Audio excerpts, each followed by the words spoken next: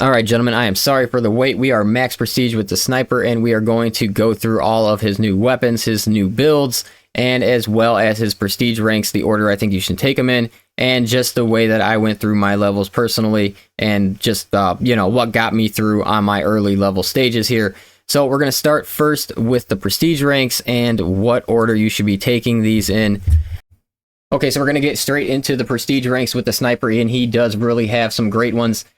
So first up, the versatility, what is it? Versatility, versatile precision is the first thing you're taking. You're definitely taking this. Performing a kill with your secondary weapon restores 15% of your primary weapon's ammo, and the cooldown is 15 seconds. It's helping every single one of your weapons. So no matter what you run, you're instantly going to feel better. And your reset button will not become available until you pick perk 4. So make sure you're taking these in order, and 100% make sure you're taking versatile precision first. And then another good one in here before we get into the ones I got spec'd out here is going to be Emperor's Grace. So when Camo Cloak activates, you become invulnerable to damage for 2 seconds. So this is a very strong perk, and it's very good for your early levels, but it does not pair with Lingering Concealment. When you break Camo Cloak, you remain hidden for 2 seconds. So very similar perks, because you break Camo Cloak instantly anyway, but one keeps you hidden, and the other one is going to make you invulnerable. Now, why I think Lingering Concealment is basically better on most every single build, besides like a highly intensive melee build, is because positioning. When you can stay hidden for the extra 2 seconds, you lose that aggro, you can single target out enemies, you can move around the map, and stay hidden, and not when you pop out of your hidden state, you don't have a bunch of aggro like you're going to when you run Emperor's Grace. That's why I say Emperor's Grace. If you're running like an intensive melee build, because I even find Lingering Concealment better when I run my Bolt Carbine build, because I can single target. It's the same thing. Like if a Neothrope pops up, I can single target all the way to him, get like exactly under him, have no aggro while I'm there, and then, you know, just take him out very, very quickly. Instead of getting to him, you could still get to him with Emperor's Grace. You're going to get to him easily, but you're going to have a bunch of aggro when you get there. So that's why I'm saying, you know, this for positioning, getting you around the map, letting you set up your shots is going to be better, and I think is like the #1 perk on the class. Well, probably now this might be the #1 perk on the class, but, you know, I'm saying this is very strong. So that's why I just don't like that these two don't work together. Emperor's Grace and Lingering Concealment. So definitely if you're wanting to run one or the other, do not run them together. They won't work. If you run Emperor's Grace, you're going to run this right here. This is a very, very good perk as well. And it's, like I said, good for the melee side of it. So when it comes to the ones I'm taking right here, because I am running Lingering Concealment with nearly all my builds, obviously I'm going to test out Emperor's Grace with the blocking weapons and all this kind of stuff, and then I'll give you guys some videos on that. I'm sure I got some footage of that already. But we got Conviction. When your armor is fully depleted, you take 25% less health damage for 15 seconds. Very long on that 15 seconds right there. So this is an extremely strong perk. And then we have Exacting Focus. After a gun strike, you deal 20% more damage for 10 seconds. Another one, like this is a top perk for the Tactical's actual tree. So that just tells you how strong that one is. And then last up, I am taking, when you switch to your secondary, you do 20% more damage. And adding that onto the Heavy Bolt Pistol does feel pretty nice. So I'm sure there is going to be a lot of debate about Lingering Concealment and Emperor's Grace. You know what I'm saying? Both are very good, and I think it's a good debate to have because, I mean, hell, they're both excellent perks, and the sniper just made out having two things. Like I said, I just wish they worked together, and the reason why I don't think they will is because usually when you have this perk right here, Emergency Override running, and you become invulnerable for those 5 seconds, and then you try to break, and then you accidentally go into your cloak and try to break it, it won't let you break your cloak for 5 seconds. So there's something with when you're in your invulnerable state, you can't have your cloak broken by an enemy, but you also can't break it with your weapons as well. So that's why those two perks aren't working together. I don't know if that's a bug, if that's a mechanic they wanted in the game. I really wouldn't think, especially with this one right here, I wouldn't think that would be a mechanic they wanted in the game, but yeah, maybe it is. So, you know, those two, maybe they will never work together in the game, but maybe they will at some point. And it is good because I'll have some build now I'll have some build guides coming out running Emperor's Grace, because I know a lot of people are going to like that perk as well. So very good for the class. Everything about his prestige tree, fantastic, guys.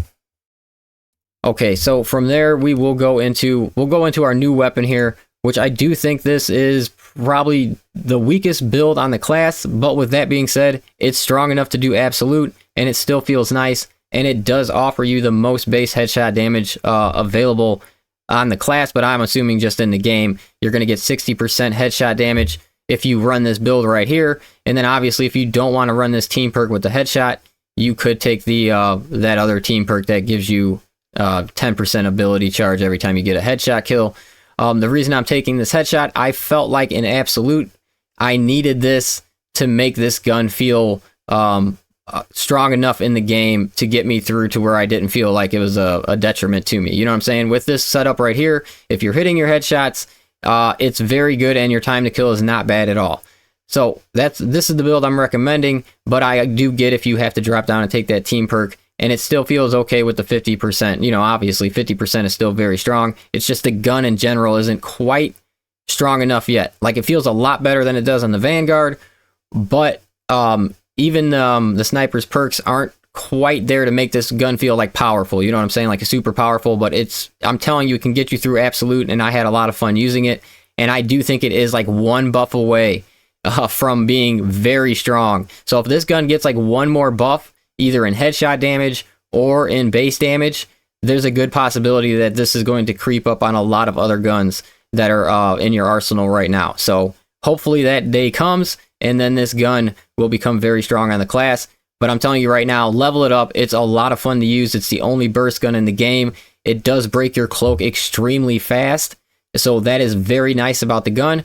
And it pairs up good with this heavy bolt pistol as well. And then the heavy bolt pistol is just your secondary of choice. We'll talk about the Inferno Pistol later, but this is your gun right here, man. Heavy bolt pistol, it's going to keep your ammo up. You kill fast with it. And like I said, it's just helping out your primary. It gives you a decent amount of ammo in this version we got set up right here, and a ton of headshot damage as well. I think you grab like 50% using this setup right here.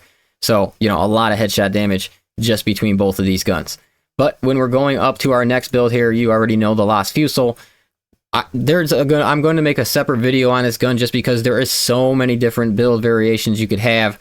And then, you know, I'll throw some gameplay when we do just the separate gun videos, giving just different play styles and just different ways to go through operations depending on Tyranid and Chaos is how you want to set up the Lost Fusil. And it's just very strong on its own merit before it even has a perk.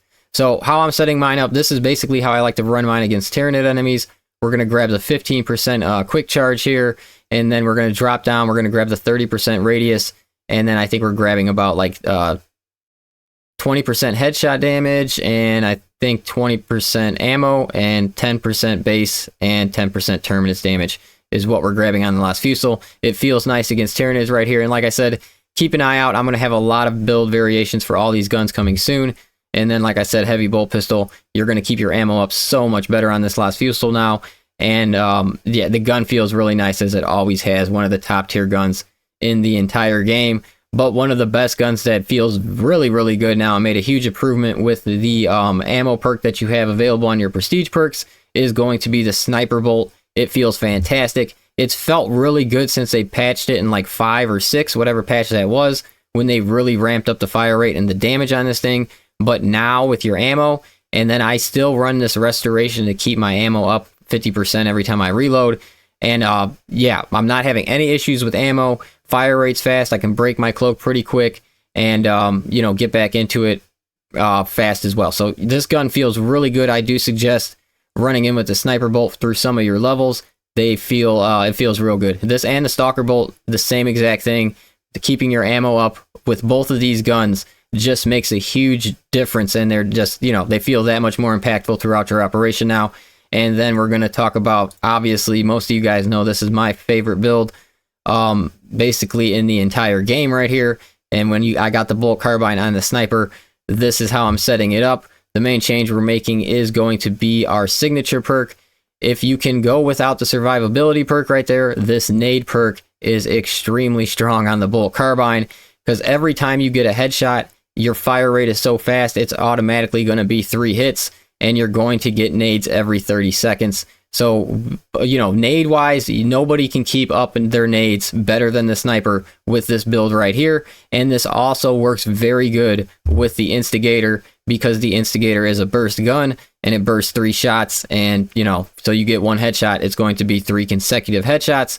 And then there you are with your nades again. So, and like I said, bolt carbine, it works the same way. Anytime you get close and you get a headshot on a major, it's going to activate this perk right here and give you a nade. So if you can give up the survivability right there, this is going to give you a lot of extra damage throughout your operation. And like I said, this is the best perk for keeping up your nades in the entire game. 30 seconds, extremely fast. So just think, if you have a melt-a-bomb, you could drop one every 30 seconds. You know what I'm saying? So just godly perk when you tie it with certain weapons. If you can, like I said, if you can sacrifice that survivability, because you don't have your cloak giving you your cloak is reloading your weapon. It's not giving you back contested health in this build either. So this is a lot of survivability that you're giving up in those 2 perks, but it is a lot of damage that you're gaining as well.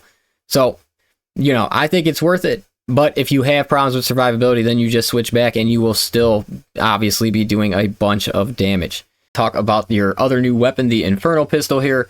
Now, the reason why I don't find this gun too viable on the sniper class in general is because it has a very low ammo reserve.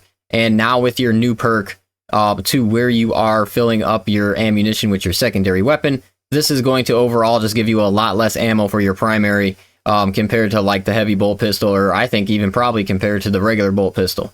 So, you know, that would be one issue that that's why I'm not really taking it on the class. But other than that, it has pretty good minor clear, and when it comes to like filling up your contested health, it's not bad at that either. So the gun is okay. I'm not a big fan of the gun. I just think it's all right, and I don't think, like, I think it's the best on like the Vanguard. And then personally, I haven't done it, but I have seen some assault players get very high range damage numbers with this gun. I haven't went in there and tried it yet, but I'm sure there's some things you compare with the assault as well. So for this pistol right here, I mostly would tie it to like the Vanguard and the assault. And the reason I like it for the Vanguard is because when it does run out of ammo, it does have a very cool perk right here that your melee damage increases by 20% when this has no ammo. And then with the Vanguard, you still have a primary weapon. So, you know, it could be pretty powerful tied to that class. But other than that, you know, still, if you're like maining the sniper, I would still recommend just leveling it up, because why not? You're running through like 100 levels here.